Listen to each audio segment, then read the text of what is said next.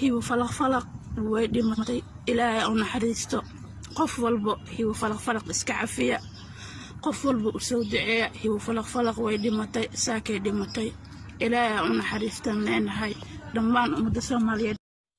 inna lillahi wa inna ilayhi raaji'uun. Allahu naxariistay waxa magaalada Muqdisho oo xarunta dalka Soomaaliya ku geeriyooday hibo falaq taasoo ahayd gabadh dhalinyaro ah oo YouTuberad ah taasoo muddooyinkii ugu dambeysay ku xanuunsanayd isbitaal ku yaala gudaha Muqdisho halkaas oo lagu dabiibiyay.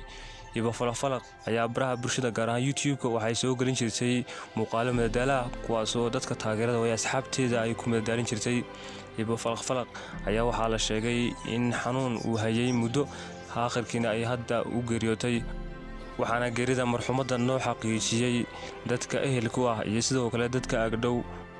hibo falaq waxay ka mid ahayd dhalinyarada gaar ahaan dumarka dhalinyarada ah ee barta YouTube-ka muuqaalada ku soo daabici jiray halkaasi oo dadku ay uga dhigi jirtay madadaalo waxaana geerideeda noqotay mid aad looga naxo taasoo baraha bulshada si weyn u qabsatay waxaana dhammaan dadka taageerada ah iyo ummadda Soomaaliyeed ay Allah subxaanahu wa ta'aala uga baryaan in jannadii firdawsa ka waraabiyo. sidoo kale anaga ahaan bahda Hoban Media-na waxaan Allah subxaanahu wa ta'aala uga baryaynaa in jannada firdawsa ka waraabiyo qabrigana u nuuriyo waxaana